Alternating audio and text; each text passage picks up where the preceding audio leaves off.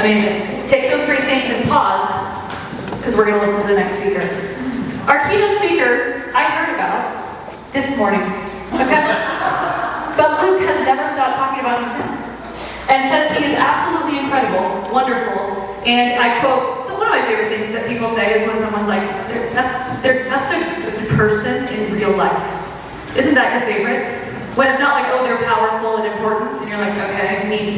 When they're a really good person in real life is so helpful. Garrett is the CEO of ITP Bolts. Is that right? Yes. Okay, nuts and bolts. Nuts and bolts. And I've heard that you are the nuts and bolts of all of Southern California. Yeah. So he is the nuts and bolts, and right now he is going to show you how to fix the nuts and bolts of your business, right? Wow. In and out, over and back. So, guys, give a warm welcome. We are so privileged to have Garrett Futrell. So good afternoon. It's great to see some familiar faces and some unfamiliar faces. I'll tell you right off the bat, if you're here, you're already winning. If you made the decision to show up and work on your business, or work on yourself, or work on yourself working on your business, or however you want to frame it, you're already winning. So the actual name of the business that I own is Industrial Threaded Products. So, but ITP Bolt is our domain. It happens all the time. I've heard all the nut and bolt jokes. You're more than welcome to come up with some. If you got one, just give it to me. And, you know, so I'm actually not a public speaker. That's nuts. It's nuts. Thank you, young man. Thank you. Great hair, by the way. I'm actually not a public speaker. And Luke offered me an enormous amount of money to come here and speak. So I'm cheap. I'm extremely cheap. And this today is not going to be, it's going to be far from absolutely normal. It's actually going to be, to some of you it might be boring, you might not even agree. So we're going to have some disclaimers. So first of all, advice is free, okay? Advice is always free, and it's free for a reason. So I have absolutely 100% no liability whatsoever if you do anything that I suggest. And that you should take that to heart, whatever you do. But if you can collect enough and put it to use, put it in your brain, put it in your heart, and you're smart enough to actually go and ask someone a question about how they do it, then again, you're pretty wise, and you can probably get some great ROI on free advice. So I'm going to tell you my story, and then I'm going to tell you some things that worked for me around leadership, management. There was one other one. I told you I'm not a public speaker. Growth.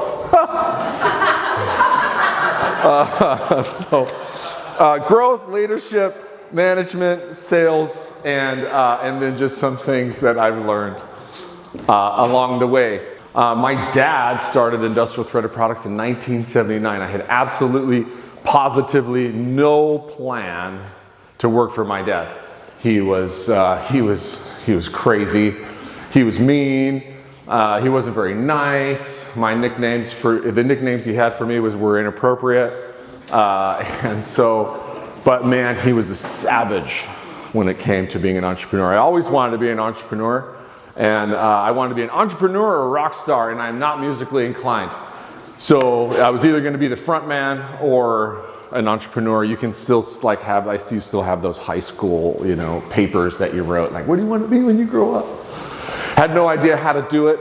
My dad was abusive. My parents got a divorce, and I fell into drugs and alcohol at the age of 11.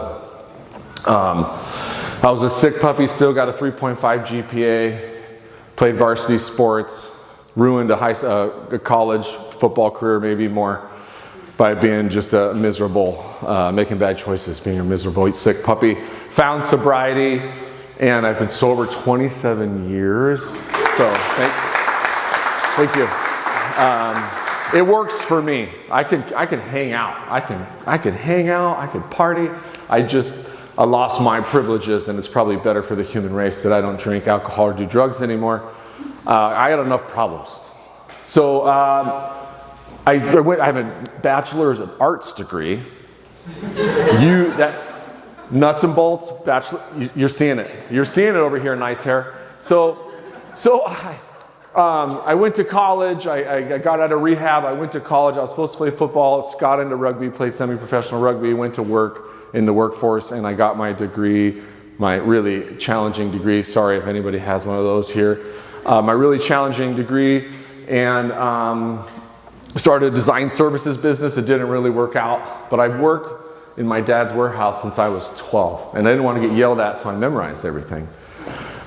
This was before computers. It's like yellow pads, and started a couple businesses. They didn't really work out. I waited tables every night till 2 o'clock in the morning, and graduated. Was sleeping on my cousin's couch, and my dad said, "What do you want to do with your life?" And I was like, "Oh, I'll figure it out. I don't really need your help." By then, my dad and I had become, friends, I guess you could say. And he said, "Come sell for me." And he handed me I showed up. He handed me a phone and a yellow pad. See, you've seen these themes here, yellow pads. And some leads. And he said, "Get an order, blankety blank." And I was like, okay. And I sold millions on the phone in 2003. This was before the 2008 crash. My dad did pretty well. We were like lower middle class growing up, and then we turned into like upper middle class and then upper class, and I had everything I needed, but inside the home was just an absolute mess. My father, I moved to my dad was going to sell the business, and I moved closer to him to Huntington Beach to take care of him, and I learned the business. And he had a tragic accident, died in my arms. He choked on a roast beef sandwich, died in my arms, and there went that. And so we started kind of this next chapter. I was able to send my dad to the afterlife with a ton of love and care, because I took control, and I made that decision that I'm going to love him unconditionally no matter what. And I still have daddy issues, but I don't have those kinds. And so that's really important. The business side of things, so that's me. That's who you're working with today. So on the business side of things, what about all these nuts and bolts? The business started in 1979 in the height of the 2008 kind of build out and subprime mortgages, where Southern California was just exploding. South Orange County, the IE, Santa Clarita, the East Bay in NorCal, Arizona, Phoenix. I don't even know if you can quantify actually how many houses they actually built. But we sold approximately about 50 to 60% of all the framing hardware required for those homes. And largely due to seismic reasons. So I'll spare you some of the boring nuts and bolts details. And then we just took an absolute dive. And we're $9 million in debt. I take control in 2012. My wife and I decide, what are you going to do? What do you want to do? She's the breadwinner. We got a bunch of kids. And I say, I'd like to try to turn this business around. And so we did.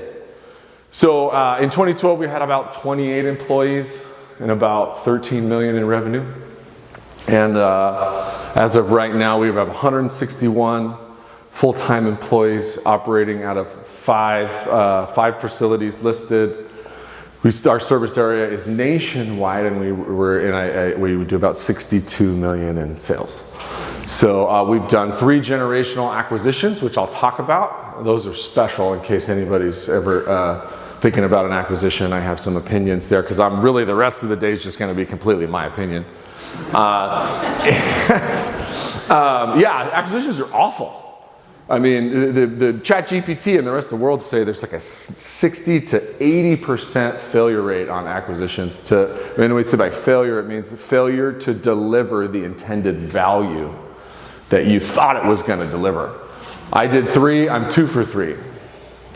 So, and one of them almost killed me, not me personally, but killed the business in this past year, and I'm a little touchy about that at the moment. Why do we operate out of 5 different facilities so close together?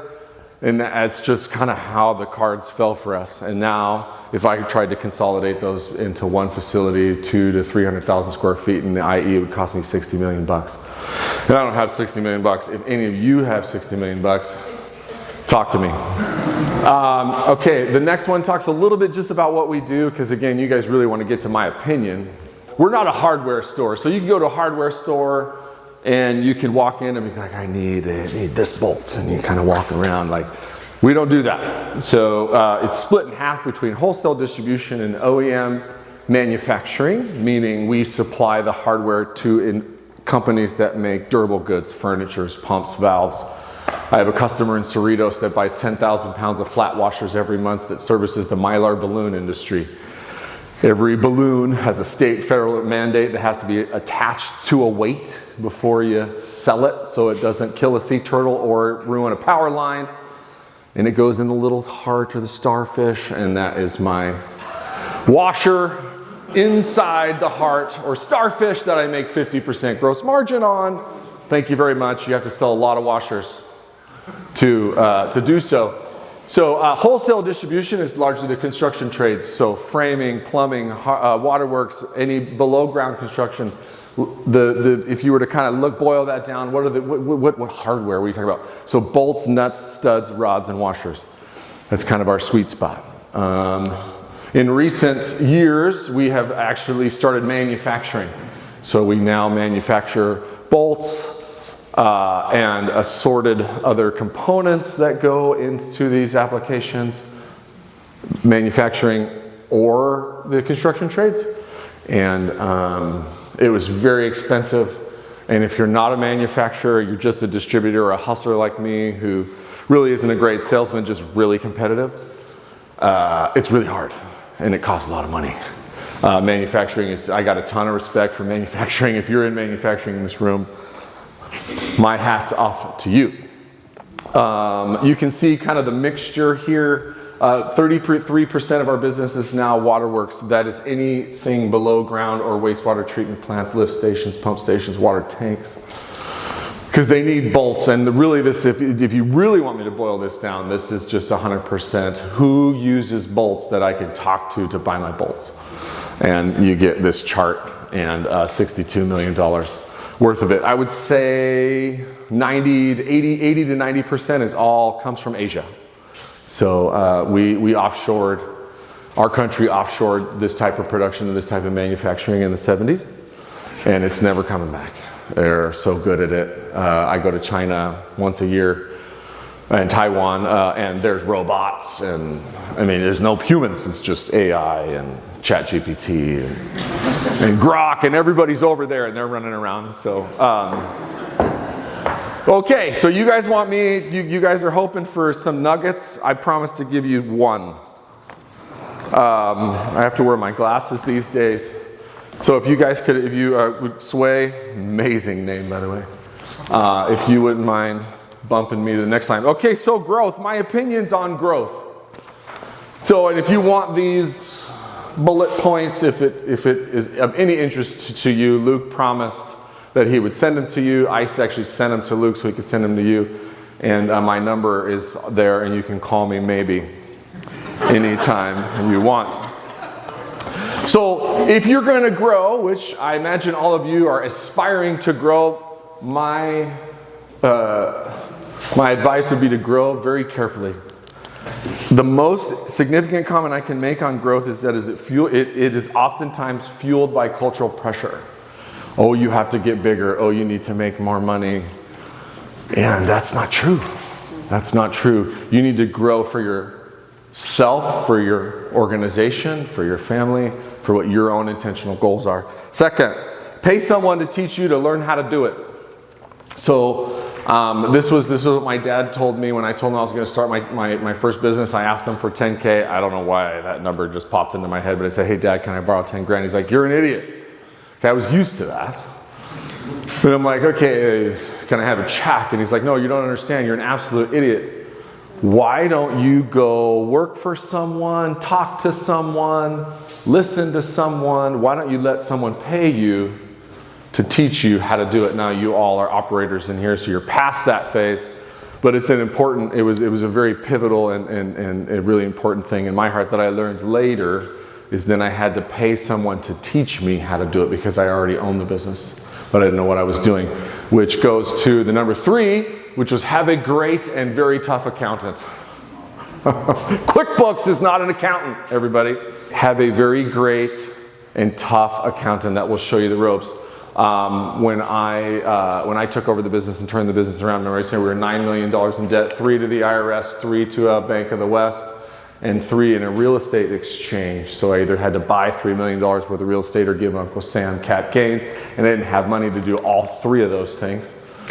And so I found a great accountant who taught me how to do it, and I told him that my promise was no girlfriends, no boats, no condos, no Lamborghinis, no Porsches, nothing goes through the business except business expenses. And I still that way today. And then when someone comes and wants to buy your business, you can say, okay, here's my financials. That fast? You don't need to scrub them? No.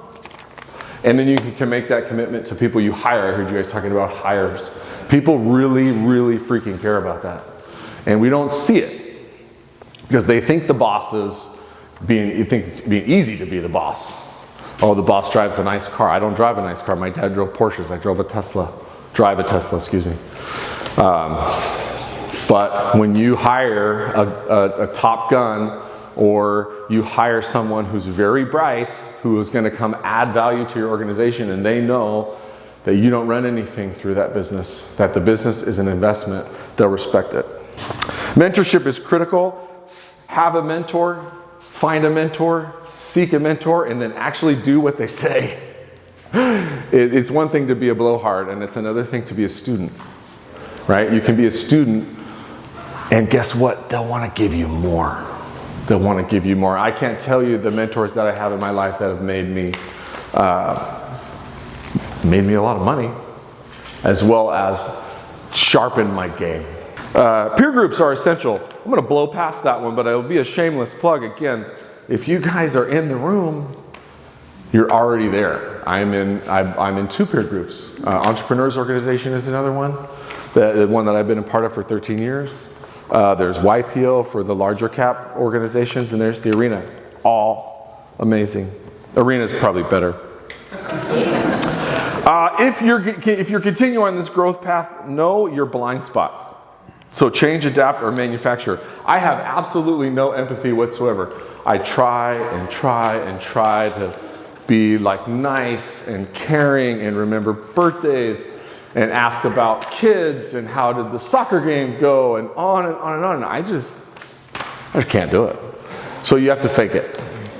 You have to fake it, and your staff need it. Because your staff aren't you, because there can only be one you, right? There's only one Garrett Futrell. He's the CEO. Everybody else needs empathy.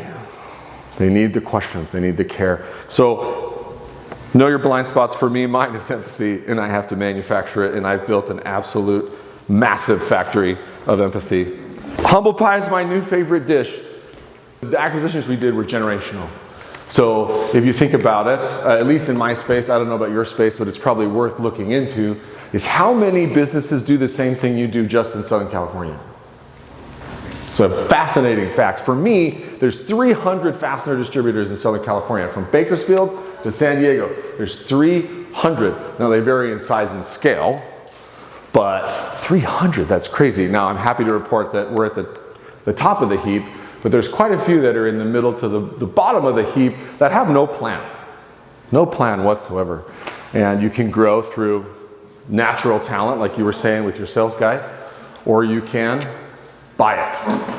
And the last one that we bought, I was emotional, and it almost took me down. And my EBITDA went from 13% to -5 in Q4 of last year. It almost killed me. And so I have been eating humble pie for the last 6 months, and it's been an amazing transformation. I got a new coach. Humble pie became my favorite dish, and I'm here. I'm still here. So hallelujah, we can talk about that. We talked about acquisitions are tough. That's a ChatGPT average of 79% of acquisitions fail to create the expected value. JP Morgan or McKinsey, they have different stats on that. I just gave you guys a range. Growth? Good. Okay, next one. Leadership. So, you're familiar with, I believe he was former Secretary of Defense, Colin Powell, has a decision-making matrix called the 40-70 principle. And I absolutely love it because I'm a hip shooter, right? So there's hip shooters and there's slow to make decisions. So his theory, which I enjoy, is that if you need between 40 to 70% of the information required in order to make a decision. If you make a decision before you have 40% of the facts, you're hip shooting. If you delay and wait till after you have 70% of the information in order to make your decision, you've lost competitive advantage. Between 40 and 70. As a leader, I think that is absolutely critical. And I tend to make quicker decisions. As in the last acquisition, I didn't have all the information. And I paid $2 million for a business that I lost $1 million in enterprise value because it wasn't what it said it was. Always have a second in command. I have a second in command.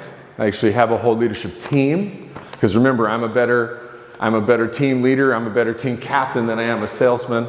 So I have a slew of individuals, but always have a second in command, and typically because you can't see everything.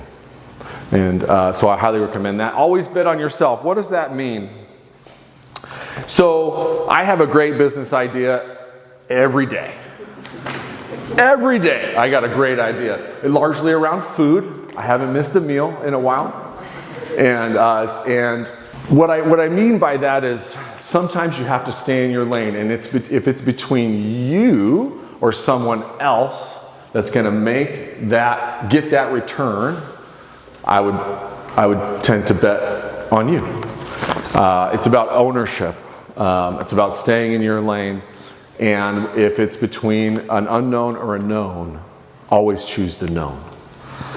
For me, that's worked out. Servant leadership. I feel like servant leadership's getting a bad rap these days. It's too soft. But it's really not. Like I park in the back every day and I walk through the factory, through the office. Hey Bill, hey Jimmy, hey Johnny, how's the kids? Remember, I'm manufacturing, right? The plant, the engine's running every single day. Consistency, even in growth, people want to be seen and heard. I'm in counseling right now to see and hear my wife. It's just natural, right? And we go through seasons. I've done 57 sessions of counseling in case anybody wants to know. And I adore my wife. I just miss it, right? It just happens. So you have to have these constant reminders. And my parking spot reminds me to walk through my buildings from the back every day. How's it going? If I don't know you, I'm going to stop. I'm going to stick out my hand. And I'm going to even say, hi, you must be new here. No, I've been here 5 months. Okay, it's cool. I'm Garrett. Right? It's better than just walking by. Do what you got to do. Replace yourself. Remember, these are just my opinions, right? So they're free. Replace yourself, but never replace you. Build a great team. A great leader is constantly trying to replicate themselves, trying to replace themselves so they can go on, so they can carry the vision. You can't be a visionary and be a doer at the same time. It doesn't flipping work. So that's what that means. I have a great team. I'm constantly swapping out my team. Luke loves this one. It's not for gentler, softer ears, or it's a bit rough, but whip your horses, feed your tigers, shoot your dogs. Whip your horses, feed your tigers, shoot your dogs.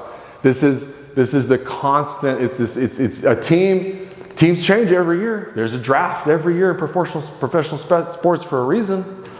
You constantly need to be addressing the team, and the team needs. Teams change, and so that's where that one comes from. Decisive action. Someone in the company has to be decisive. If you're in a partnership, if you're in a family business, if you share leadership, someone has to be decisive. Someone has to make a call. Shooters got to shoot. And someone in your organization has to be decisive because, little do we know, that our staffs and our team members need decisions to be made.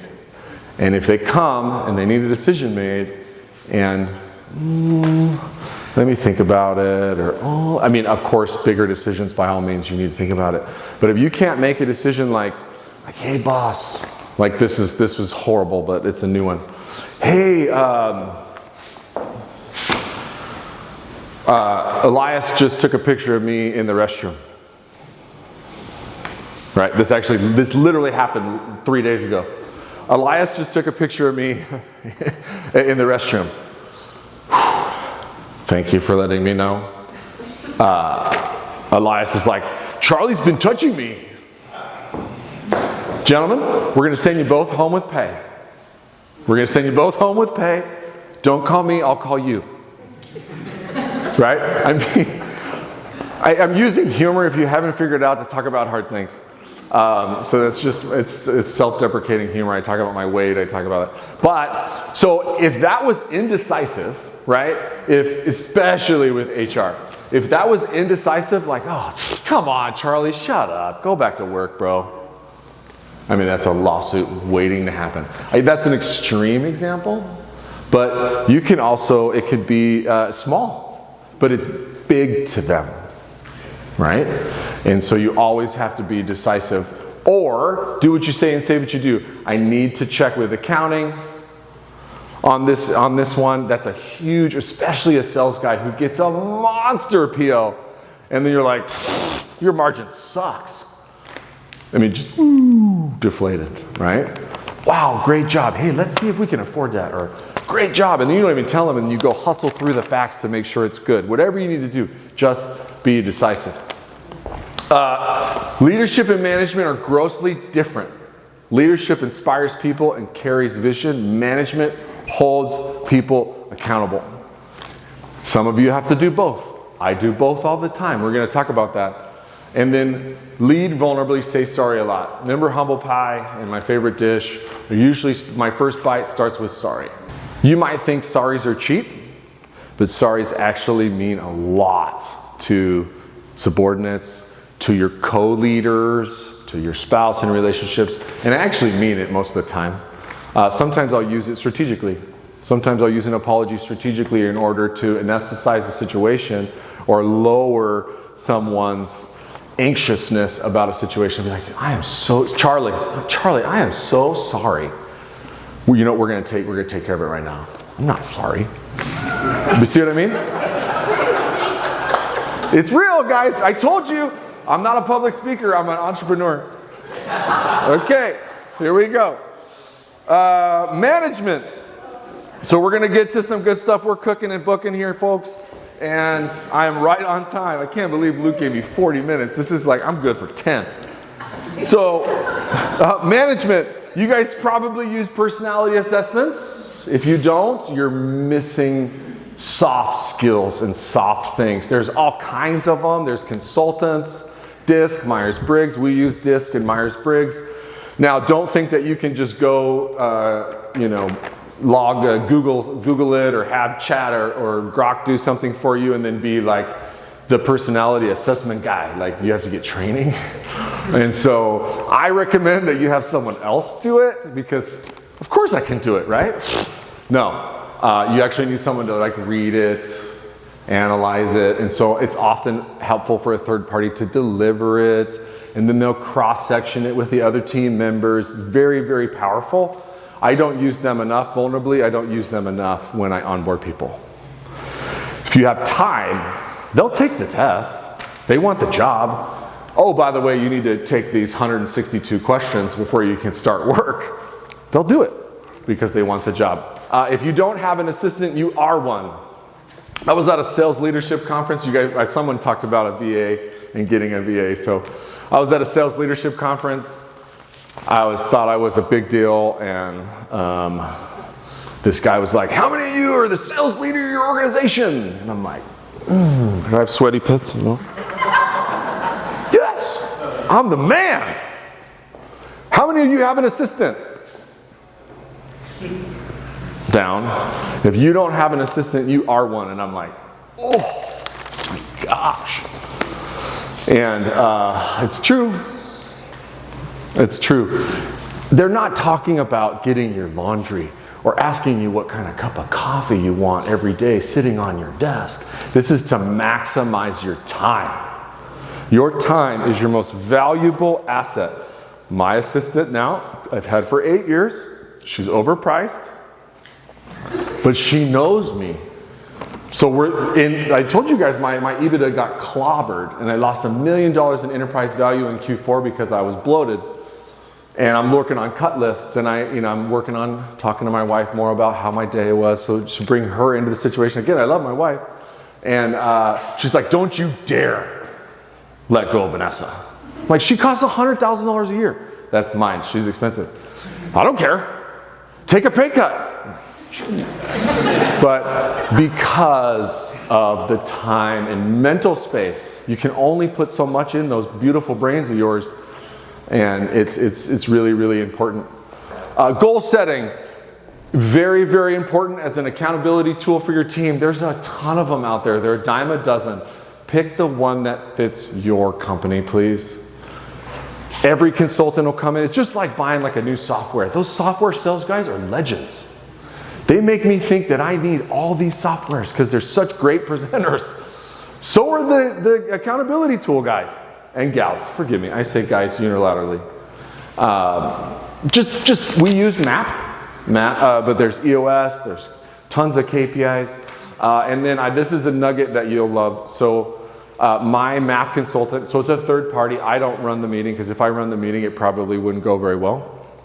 So we have someone come in, his name's Lee, he's like my grandpa. I remember I don't have a dad, so he kind of scooped me up as his son, and it's beautiful, paternal, super cool. And he's also a mentor. I actually listen to him, I really do what he says. So one of his little side things is every single meeting, everyone around the table has to save $250 in the following month. So you're all sitting around, it's your April, we call them Vital Factor team meeting. It's our April Vital Factor team meeting. We're setting goals for May.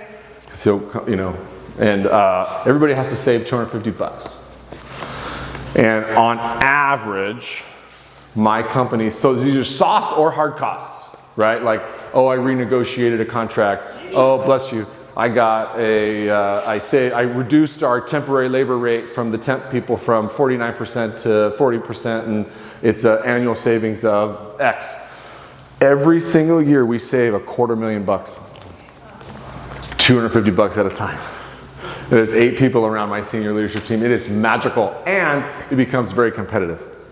So, Clay's puffing himself up, and he's the king, and Robert's trying to catch him, and I suck because I spend more money than I save.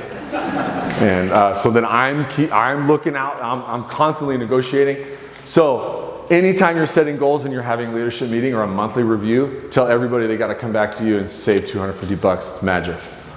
Micromanagement is okay and permissible for periods of time. Sometimes you got to grip it and rip it. Sometimes you just got to grab it and make it work, and then hand it off again.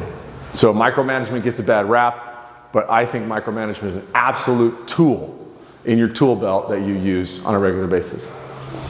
Know your numbers and then know them again. If you don't know your numbers, you're just going to be a slave to QuickBooks or someone else. That's the only way that you can really move the needle in your business. So we're going to talk about that when it comes to sales. When I mean know your numbers, know your sales, know your margin, know your gross profit, know your net sales, like if you have rebates or payment discounts, right? So if you're, like for us, for example, 3.5% of sales are rebates. It's highway robbery if you ask me. But I have to pay rebates just like you get a Visa gift card when you buy a new oven. That's a rebate. We give 10% oftentimes to individuals that give us business. They get 10% back, and then they funnel all their business, and then the owners take the 10% and buy their boat. But recently, we weren't setting our sales goals correctly. We were setting our sales goals on gross sales. Well, you should be setting your sales goals on net sales. Really, that's less payment discounts, rebates, whatever you're giving your customers in order to get business. You need to set your sales goals on net sales. Know your number, know your margin, know your receivables, know your inventory numbers, know all of it. And we're going to talk a little bit about North Star in a minute. How are you going to run your business if you don't, just like driving a car, how fast do you know you're going? How much gas is in the tank? How much trash is in the cup holder? Your daily sales numbers, your trends, your gross profit by percentage, bookings, shippings, POs entered, inventory value, open sales orders. You gotta know your numbers. That's how you can turn the screw, because for me, a couple, 1% is $5,000, right? Yeah, right. We're gonna go with it. $5,000, that's a lot. Highly, highly, highly recommend having dashboards for your organizations. These cost $10,000 to build. I'm sure you can get one for way cheaper. And if, offshore it or whatever. But just make sure you're knowing your numbers and you're watching the business functions. Sales. So my favorite, beware of your customer concentration. So if you have a customer that's more than 25% of your business, you are absolutely positively at risk. You are in high risk red zone mode. Get that down. Go get another customer, hire 20 salespeople, whatever you got to do to get that concentration down, because let's be real, 25% is just kind of like a solid gross margin. Some have more, some have less. And if you lose 25% of your sales, you're hosed. So get that concentration down. Ask me how I know, because I've been hosed multiple times and now I don't have that problem. Sales cures all and sins. So we're technically a distributor. We just are venturing out into manufacturing. We're making very expensive bolts in Ontario, California. If you ever want to see how a bolt's made, there's some videos, but we're not going to do the videos. Thank God that we never have sales problems. We did in Q4, thank God they came back. Always, always, always have to be selling. Sales management, I'll show you our sales management tool. Pipeline, new prospects. Your hunters should always have stuff in the hopper. Constantly. That also reduces your customer concentration. But without sales, I hired a CFO recently. It's my second CFO after my accountant, who was our fractional CFO. We outgrew him and he wanted to retire anyway. And we hired one, it didn't work out. We hired another one, and he's up there in age. He's in his last third. He's like early 60s, and he's like the guy that nobody loved. And I was like, I just want someone to show me the way. And so I'm loving on Norm, and Norm's loving on my business, and it's beautiful. But he's like, you know what, Garrett? I'll take your problem. We have way too much sales, and not enough inventory, not enough packagers, not enough machines. And he's like, I'll take your problem any day, because I've had way too many jobs, and a lot of those organizations had great products and nobody to sell them to. So sales, and if you're not the sales leader in your organization, you need to have one. Sales, and more sales. Incentive compensation. Charlie Munger, show me the incentive and I will show you the outcome. So commission is everything. Whatever you want to call it. You want to call it commission. You want to call it bonus. Whatever you want, you gotta pay for performance. We have a base plus model. So we have account managers that manage all the influx of business. Those people actually, inside sales typically didn't get commission. They actually get a lot of commission. And then we have outside sales, or we have sales, we call them sales directors. And they also make commission and they share. So we're actually, right now, we're outgrowing our current program. It's a team approach, but my problem, it's worked for 10 years. My problem now is that there's people kind of running away with performance. You got a tiger in the team, and then he's starting to outperform the dogs. And so the dogs are like, hey, this is great. And the tiger's like, I'm paying your commission. So you got to adapt, you got to change, you got to constantly be flexible. I recommend changing your program every year. That's bit me in the rear end before, because we didn't change it, and then they get used to it, and then they get really butthurt when you change it. And it's like, how much is a gallon of milk right now? Minimum, I got to pay these people $30 an hour. When we set those boundaries, they cost $19. So you got to protect the house. And please only pay on profit. I know that there's varying degrees and it varies by industry, but for me, paying on profit is king because you're paying them to drive profit dollars to your organization. And revenue isn't the same because profit dollars and revenue dollars aren't the same. Sales. My favorite term is belt buckle to belt buckle, right? For me, it's a wholesale hustle. Some people have virtual businesses. Some people have e-commerce. That's very different. But for me, it's belt buckle to belt buckle. And if you don't have an e-commerce business, then you need to be in front of your customers, talking to your customers and closing deals. And if you're not, you're missing it because every human being is relational. Everybody wants a relationship. People buy from who they like. And I don't care if you disagree because you perk up when that barista that you know, who knows your drink, gets excited and you leave him a tip on that obnoxious, you know how the registers now, everything's leave a tip. I didn't used to leave tip, see what I mean? But you'll hit that dollar tip if you like that person who sees you, hears you, knows you, and likes your drink. That's what I'm talking about, and that's the magic.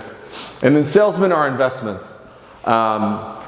It's never gonna be a great time you're never gonna have enough in the kitty to pay a really good salesperson. And so you got to think of salespeople as investments. When I train people, I say, like, see the driveway outside of this awesome industrial park? It's paved with the dead bodies of all the salespeople that didn't work out. It's just part of life.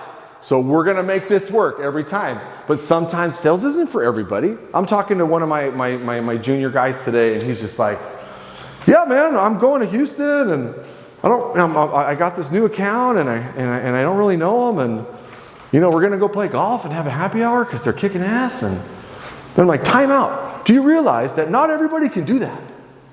Not everybody can show. Some people would rather run than go hang out with a perfect stranger and convince them to give you something. Sales isn't for everyone. You got to see it, know it, move on, or feed them. Leaders are readers.